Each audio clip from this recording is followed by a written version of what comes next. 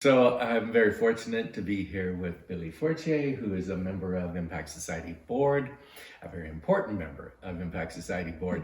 And Billy is an Indigenous background and a professional in Calgary, a mom who really is going through those challenges of raising a family and all of the different things that are involved with being a professional, but also has a real passion for others and works a lot of time with Indigenous communities due to her role. And so, Billy, you were just saying that your grandmother and two sisters were taken from the community, from their home, when they were 6, were taken to residential school. How old were her sisters? Do you remember? So they were all under 10. There were 3 sisters, so both her older sister and younger sister were all taken away by the RCMP on dog sled. So they came into their community, into Fort McKay, Northern Alberta, and as part of the government, the federal government's plan of assimilation for Indigenous peoples in Canada, they were wanting to remove all the children from their homes and their culture and educate them. I say that loosely, because they were not educated. In these various schools that were mainly church run by the Anglican and Catholic churches across Canada. So she was taken to Gruard Residential School, which I believe is east of Edmonton.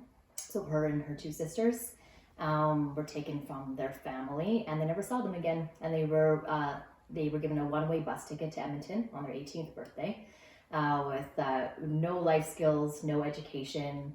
And obviously, while they were there, sustained various types of abuses while they were at the school, and just dropped off on the streets of Edmonton when they reached the age of 18. She ended up starting the first group home in Canada that was for Indigenous students and run by Indigenous peoples.